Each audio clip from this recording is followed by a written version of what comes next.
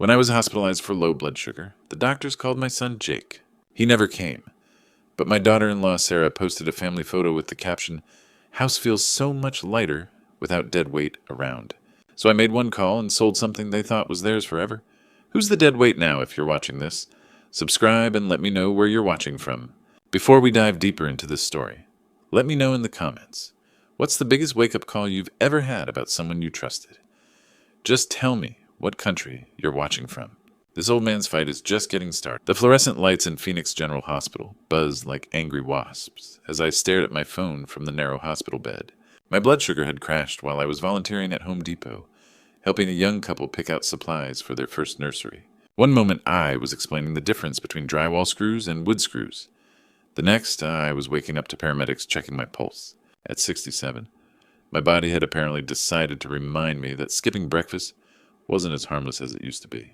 The doctor, a kind woman who looked younger than my granddaughter Mia, had stabilized my glucose levels and wanted to keep me overnight for observation. "Standard procedure," she'd said, "especially for someone my age living alone." Living alone. Those words stung more than the IV needle in my arm. I wasn't supposed to be living alone. 4 years ago, after my wife Linda passed from cancer, my son Jake had promised things would be different. He'd take care of me.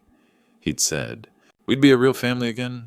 That promise felt like a lifetime ago as I scrolled through Facebook, waiting for Jake to show up like the hospital staff expected him to. The notification popped up just as a nurse came in to check my vitals. Sara had tagged me in a photo. How thoughtful of my daughter-in-law to think of me during my medical emergency. I thought, maybe she was posting a get well message, or letting our friends know I was okay. I tapped the screen and felt my chest tighten worse than any blood sugar crash. There they were, sitting around my old dining table in my house on Oak Valley Drive. Jake grinning at the head of the table where I used to sit every Sunday after Linda died. Back when they still pretended to want me around, Sara looked radiant in the chair that had been mine for 23 years. The one Linda had picked out when we'd bought our first real dining set. 14-year-old Mia was laughing at something off camera, her face bright with genuine happiness I hadn't seen in months. They were having what looked like an elaborate dinner party. Candles, wine glasses, the good china that Linda had saved for special occasions. My good china, technically, though nothing in that house felt like mine anymore. But it was the caption that made my hands shake. House feels so much lighter without dead weight around. Finally enjoying a peaceful family dinner. Blessed to have our space back. 43 likes already? My neighbor, Mrs. Patterson, had even commented with heart eye emojis. I stared at that screen for a full minute, letting the words rearrange everything I thought I knew about my place in this family. Dead weight? That's what I was to them. Not a father, not a grandfather, not even a person worth basic human decency. Just dead weight they were celebrating being rid of. The nurse returned with my discharge papers, her smile warm and professional. "Your son is coming to pick you up." "Right, Mr. Carter. The doctor wants to make sure you have someone to monitor you tonight, just in case." I looked at the timestamp on Sara's post, 25 minutes ago, right around when Phoenix General would have called Jake about my condition. He knew exactly where I was. He'd chosen the dinner party instead. "Actually," I said, surprising myself with how steady my voice sounded, "I'll call a taxi." As I waited in the hospital lobby, watching families reunite with their loved ones, I did something I hadn't done in 4 years. I pulled up Helen Davis's number in my contacts. Helen had been Linda's real estate agent when we'd bought the house on Oak Valley Drive back in 2001. She'd also been the one who'd helped us refinance when Linda got sick. Always straight with us about our options. "Helen, it's Alex Carter," I said when she answered on the second ring. "Remember that house on Oak Valley Drive you said would sell in a week if I ever wanted to list it? I'm ready." There was a pause. Helen was 72 and had been selling houses in Phoenix longer than most agents had been alive. She didn't waste time with small talk, but she also didn't miss the significance of a call like this. "Alex, honey, are you sure that's a big decision? Especially if you're not feeling well. Didn't Jake say you'd been having some health issues?" "My health is fine. Helen, it's my family that's making me sick." I could practically hear her nodding through the phone. Helen had raised 4 kids of her own and had probably seen every kind of family drama the suburbs could produce. "How fast can you get the paperwork ready?" I asked. "That depends on how fast you want to move. With the right pricing, that house will have offers within 48 hours. But Alex, even with rush processing, we're looking at 30 days minimum for closing. Are you prepared for the reaction when Jake and Sara find out?" I thought about Sara's post, probably getting more likes and comments by the minute.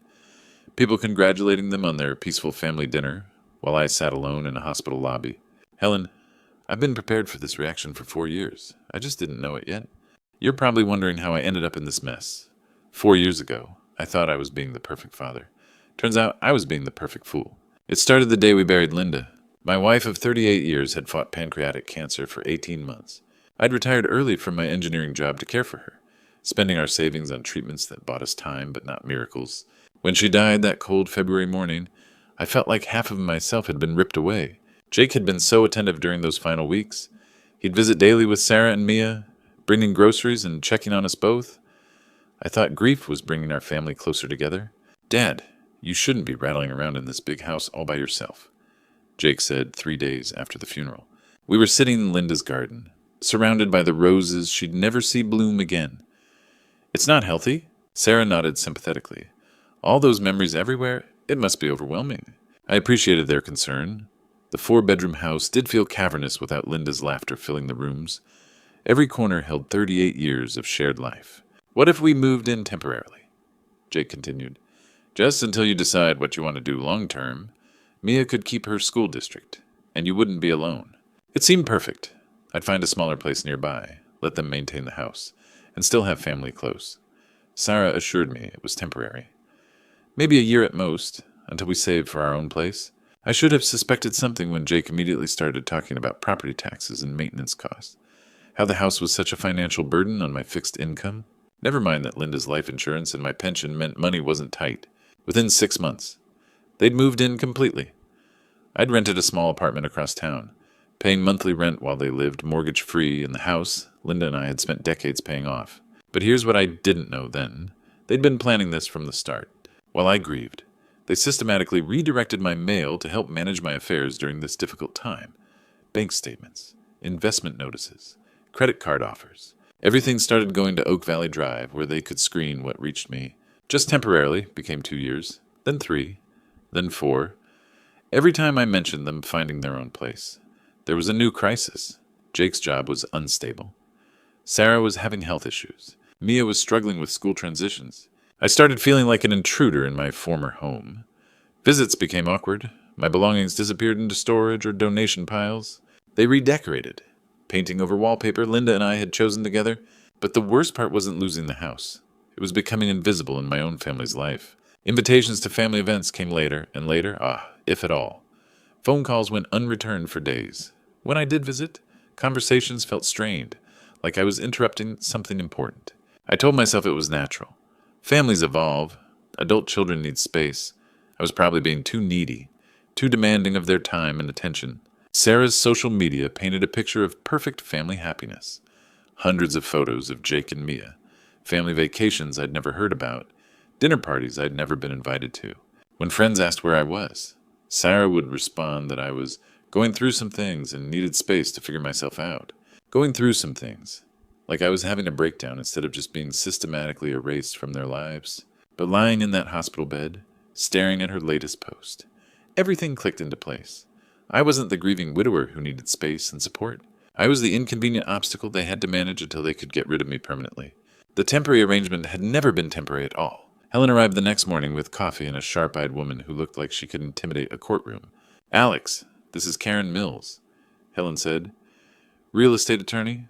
Before we list your house, she needs to understand Jake and Sara's situation. Karen spread documents across my kitchen table. Was there any formal lease agreement, documented rent payments? No, just family helping family. Good and bad news. You retain ownership rights, but they might claim tenant protections after 4 years. Helen pulled out a folder. I researched your property. Tax records show several liens filed and released recently. Home improvement loans. Did you authorize those? My stomach dropped. I never authorized any loans.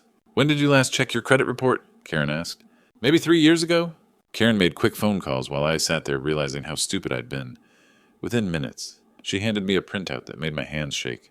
Credit cards I'd never opened, personal loans I'd never signed, store accounts, gas cards, jewelry store credit, all showing Oak Valley Drive as my address, all current and in good standing. $95,000 in total debt, all in my name. The phone number on every account is Jake's cell, Karen said. He's been making minimum payments to avoid fraud alerts. The detailed statements told the story. Sara's spa treatments, $300 monthly, Jake's gym and trainer, $450 monthly, expensive restaurants, designer clothes, weekend trips. Then I found Christmas. $12,000 at a Hawaiian resort while I spent holidays alone because they were keeping things simple. But the worst charges were the gambling sites, online poker, sports betting, casino platforms. Jake had been feeding a serious addiction with my stolen identity. Your son has a gambling problem? Karen said gently. He's been chasing losses with fraudulent credit. The jewelry purchase from my hospital days suddenly made sense. While I was on a gurney, Jake bought Sara a $1,500 necklace with my money. There's more? Karen continued. Background check shows inquiries from elder law attorneys and guardian assessment services. What does that mean? They've been building a guardianship case. The male redirection, financial control, social isolation, classic elder abuse pattern leading to having you declared incompetent. Helen nodded grimly. They weren't just stealing money. Honey, they were stealing your independence? I stared at the evidence.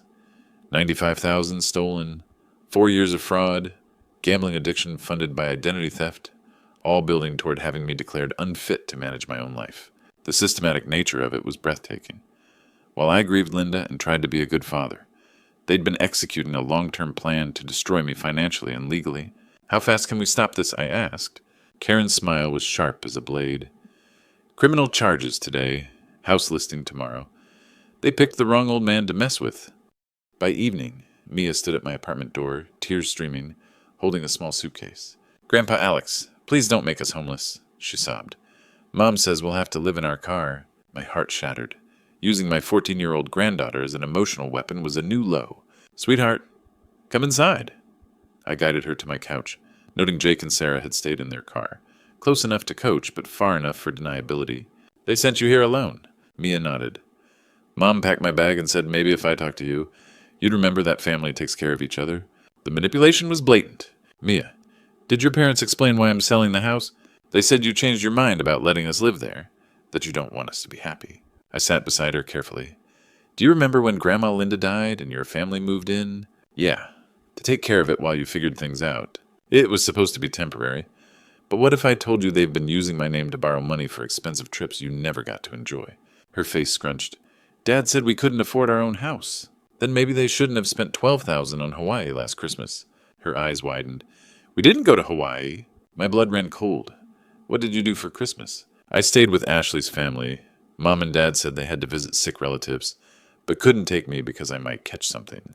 They'd abandoned their daughter for a Hawaiian vacation on stolen money. What about that camping trip last month? Her face fell. We never went. Dad said I got canceled, but it was sunny all weekend. I wanted to take dessert photos with my camera, but had to stay at Ashley's again. Where did your parents go? I don't know. Mom posted pictures from some fancy restaurant, but said it was just date night. I showed her the credit statements. That restaurant was in Las Vegas. They spent the weekend gambling while you stayed with friends. She stared at the papers. They lied to me. Yes, sweetheart. They've been lying to both of us. The car horn honked, Jake's signal. Mia, you're not going to be homeless. I promise. But I can't let your parents keep stealing money that should benefit you. The horn honked again. I walked her downstairs, holding her hand. Jake rolled down his window. Well, did you talk sense into her? I leaned down.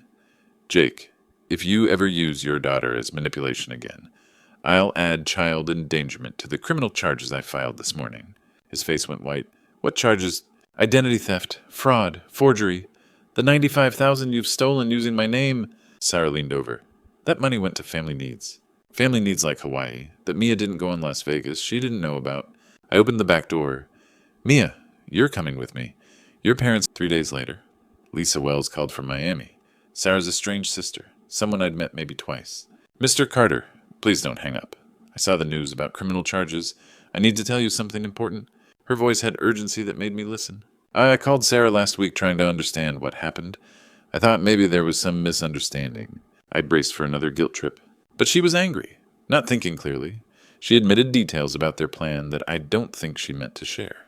My blood went cold. What plan? She said you'd forced their hand by fighting back, that they'd been planning to wait longer before starting guardianship proceedings, but your behavior made them move too quickly. She admitted to planning guardianship. More than that, she said they'd been consulting attorneys for months about documenting your supposed mental decline. Recordings of you sounding confused, photos of you looking disheveled, neighbor testimony about erratic behavior. I felt sick. Lisa, why are you telling me this? Long pause. Because 15 years ago, Sara did this to our grandparents. My heart stopped. Grandma Rose and Grandpa Frank were in their 80s, living independently, completely sharp. But they had $180,000 in savings plus their Coral Gables house. What happened? Sara moved in after Grandpa's minor stroke, within 18 months. They were both in nursing homes with supposed dementia, and Sara had power of attorney.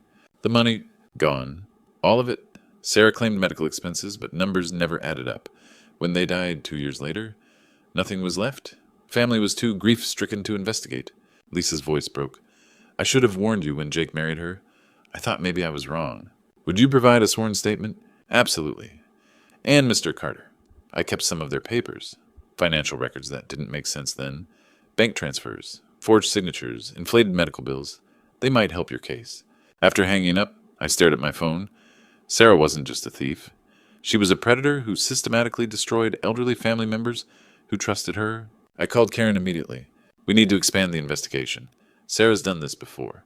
Her own grandparents, 180,000. Same pattern. Karen was quiet. Alex, this changes everything. If we can prove a pattern, we're looking at racketeering, organized criminal activity. How strong is our case? With Lisa's testimony and those records strong enough that Sara and Jake are going to prison for a very long time. This wasn't just family betrayal anymore. It was a pattern of elder abuse that had destroyed multiple lives and was only stopped because I fought back instead of becoming another victim.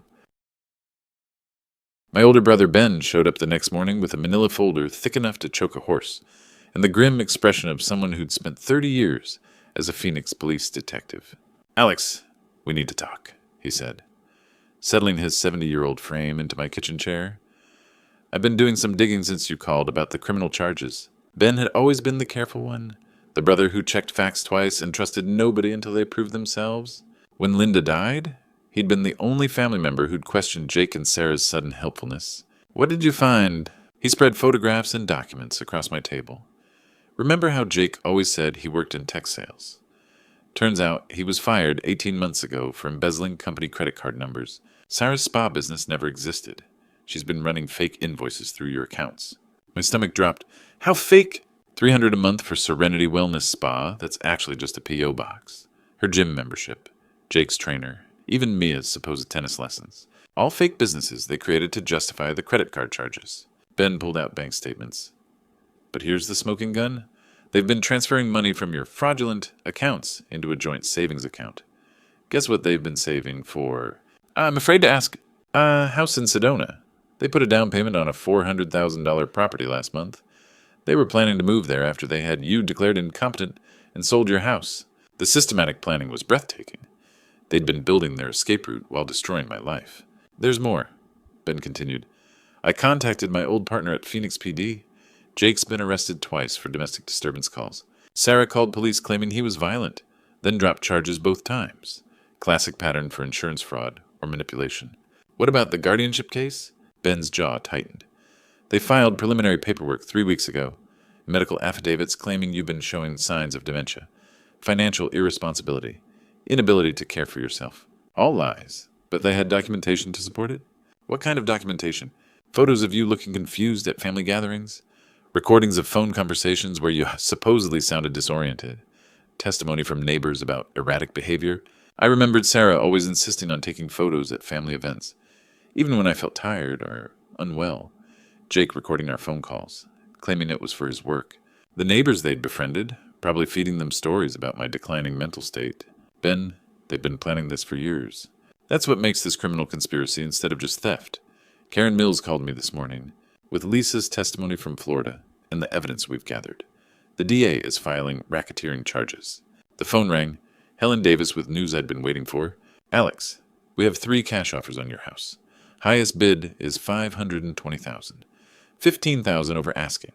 They want to close in 2 weeks. Take it, I said without hesitation. Ben smiled grimly. That's going to cut off their funding real fast. 2 hours later, Karen called with the news I'd been hoping for.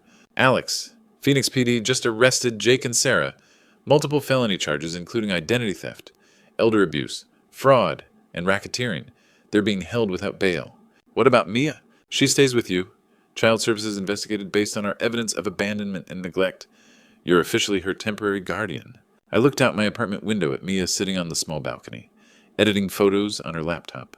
For the first time in 4 years, she looked genuinely peaceful. How strong is the case? Karen Olmwood with the Florida connection, the fake businesses, the guardianship fraud, and Ben's police evidence. They're looking at 15 to 20 years each. Good, I said and meant it. Justice was finally coming. But more importantly, Mia was safe. And the house that Linda and I had built our life in would go to people who'd actually appreciate it, instead of parasites who saw it as just another asset to steal. 6 months later, I sat in Maricopa County Superior Court, watching my son try to explain away 4 years of systematic theft and fraud. Jake looked smaller in his orange jumpsuit, his hair graying at the temples in a way that reminded me painfully of myself at his age. For a moment, I felt the old paternal instinct to protect him, to find some way to minimize his suffering. Then I remembered Mia spending Christmas with strangers while he gambled in Hawaii on my stolen money. Your Honor, Jake's public defender was saying, my client was struggling with gambling addiction and made poor decisions during a difficult time. His father's declining mental health created a crisis situation that required immediate financial intervention. I almost laughed. Even now, they were sticking to the story that I was the problem. District Attorney Patricia Valdez stood to present the state's case. She was thorough and merciless, walking the jury through every forged signature, every fraudulent account, every lie Jake and Sara had told. The defendants didn't just steal money, she said, holding up the guardianship papers. They systematically destroyed Mr. Carter's reputation, isolated him from friends and family, and were weeks away from having him declared legally incompetent. This wasn't desperation. This was calculated elder abuse. The evidence was overwhelming. Bank records showing $95,000 in fraudulent debt. Lisa Wells' testimony about Sara's previous victims in Florida. Ben's police investigation revealing the fake businesses and Sedona house purchase. But it was Mia's victim impact statement that sealed their fate. My granddaughter, now 15 and more confident than I'd seen her in years, stood at the podium and spoke directly to her parents. You taught me that family takes care of each other, she said, her voice steady. But you never took care of anyone except yourselves. You abandoned me for vacations I never knew about. You used Grandpa's love against him while stealing his money. You made me lie to him about where you were going. Jake was crying now, finally understanding what he'd lost. Sara stared straight ahead, showing no emotion. The defendant, Jacob Carter, Judge Martinez announced, is sentenced to 30 months in federal prison, followed by 5 years probation. The defendant, Sara Carter, receives 24 months in federal prison, followed by 5 years probation. Both defendants are ordered to pay full restitution of $95,000, plus court costs. The gavel came down with finality, but the real victory came afterward, in the courthouse hallway, when the judge granted me permanent custody of Mia. Mr. Carter, Judge Martinez said privately, I've seen a lot of elder abuse cases. What your son and daughter-in-law did was particularly cruel, because they used your love for family against you. But you fought back, and that probably saved other potential victims. Jake tried to approach me as the bailiffs led him away. Dad, I'm sorry. I never meant for it to go this far. The gambling got out of control, and Sara said we just needed time to figure things out. I looked at my son, this man I'd raised and loved and failed somehow, and felt mostly sadness. Jake, you had 4 years to figure things out. Instead, you chose to destroy your daughter's trust and your father's life. I hope prison gives you the time you need to become the man your mother thought you could be. Walking out of that courthouse with Mia's hand in mine, I felt something I hadn't experienced in 4 years. Peace. Not the fake kind that comes from avoiding conflict, but the deep satisfaction of knowing I'd refused to be anyone's victim. The money would be repaid eventually. The house was sold to a young family who'd actually appreciate it. Most importantly, Mia was safe and thriving. Justice wasn't just 18 months later. I'm sitting on the deck of my new house in Sedona, Arizona, watching Mia set up her camera equipment for a golden hour photo shoot. The red rocks glow like fire in the evening light, and my granddaughter has never been happier. We used part of the money from the Oak Valley Drive sale to buy this smaller place. 3 bedrooms with enough space for Mia's photography studio and a workshop where I can tinker with woodworking projects. The rest went into a college fund that Jake and Sara can never touch. Mia's photography has flourished here. She's won 2 state competitions and has been accepted to Arizona State University's journalism program with a partial scholarship. The girl who used to be abandoned during family vacations now documents the beauty of the Southwest with an artist's eye. Grandpa Alex, come look at this shot, she calls from the garden where Linda's roses have found new life in the desert soil. I walk over to see her camera's display screen. It's a perfect capture of light and shadow, the kind of image that makes you stop and really see the world. That's going in your portfolio, I tell her. Already planning on it, she grins. The admissions counselor said my desert series shows real maturity for someone my age. The criminal restitution process took over a year, but we eventually recovered about $70,000 of the stolen money. Jake's prison wages and Sarah's community service earnings are garnished until the debt is paid. Justice delayed, but not denied. I volunteer at the Arizona Elder Abuse Prevention Center now, helping other people recognize the warning signs of financial exploitation. It's heartbreaking how common these stories are, and how often the abusers are family members who exploit trust and love for financial gain. Sometimes people ask if I regret how everything turned out, if I wish I'd handled things differently. The answer is simple. I regret that it took me 4 years to recognize what was happening. I regret enabling their behavior by accepting the temporary arrangement instead of setting clear boundaries from the start. But I don't regret fighting back. I don't regret refusing to accept their narrative that I was dramatic, demanding, or incompetent. I don't regret protecting Mia from parents who cared more about funding their lifestyle than raising their daughter.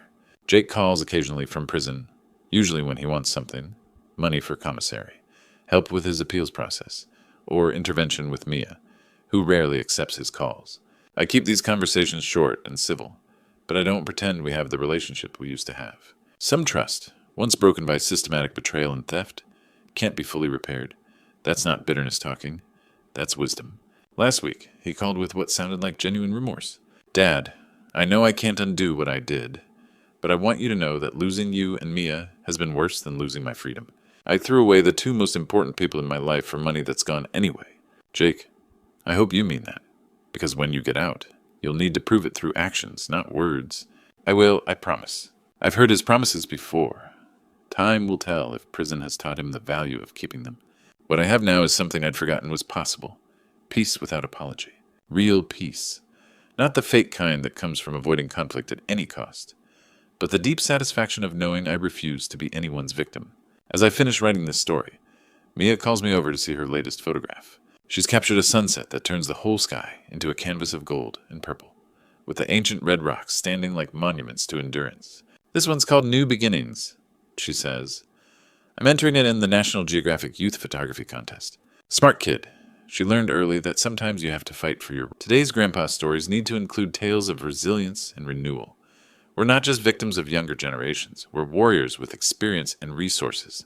If this story inspired you to examine your own family dynamics, please share it widely. Comment below with your own experiences. And subscribe for more stories, proving that it's never too late to reclaim your power and protect what matters most. What started as a story of betrayal became a testament to the power of truth and the importance of fighting back. Grandpa's stories often carry the weight of hard-earned wisdom, and mine carries this message: never let anyone convince you that standing up for yourself makes you the villain. God works through the most unexpected people.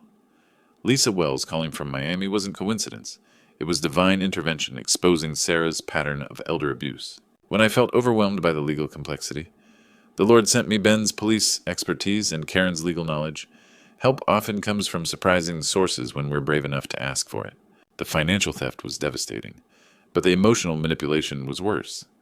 Grandpa's stories like mine show how predators use our love against us. They count on our desire to keep peace, to avoid conflict, to believe the best about family. But God calls us to wisdom, not wishful thinking. Through 18 months of legal battles, I never lost faith that justice would prevail. I discovered that, at 67, I still had fight left in me. Divine grace blessed that fight with victory, not just in court, but in reclaiming my relationship with Mia.